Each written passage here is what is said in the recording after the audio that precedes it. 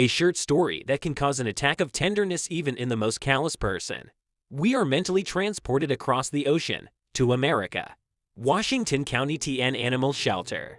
No matter how good the shelter is, it's just a shelter. It is good when tailed pupils are fed, treated, cared for, and placed in good hands. But people decide everything, or rather, their attitude to the matter. The usual human indifference, the desire to understand and help. And let's just talk about the dog. A good friend of the author of these lines once aptly put it, "A dog is also a man." Perhaps one should agree with this statement. And now to business. Roscoe the dog, the most common shelter dog. He came to the shelter quite young, almost like a puppy. Even got a nickname here.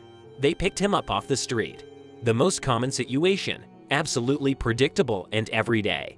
But the shelter staff suggested that Roscoe was surrounded by some kind of mystery, some kind of understatement. He stood out sharply from all the other dogs. They seemed to be wide open. They were also picked up from the street hungry, cold, emaciated, pulled from the paws of the flayers, fed, shaped. The dogs were filled with gratitude for their salvation, tried to please, made friends with one of the employees. This is a normal, natural reaction. Dogs feel kind to themselves and respond with even more kindness. But Roscoe was not like that. He lived in the orphanage for 3 years, but he never made friends with anyone. He was always on his own, He was always independent, emphatically independent.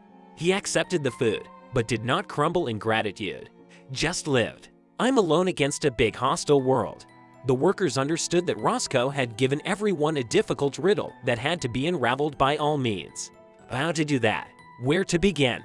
Well, why can't dogs speak? For sure it would be possible to find out the whole history of the dog.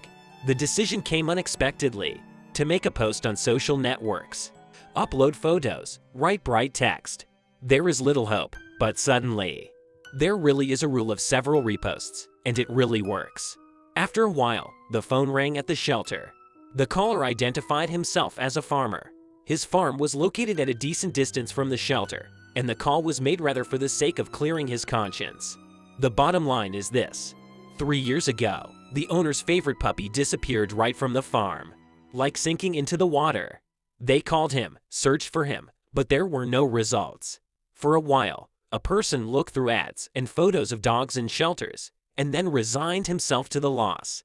Roscoe looks like the missing puppy, but it's unlikely to be him. The farmer was invited to visit the shelter, and now we advise impressionable readers to get handkerchiefs. The man went to the enclosure. The workers opened the door.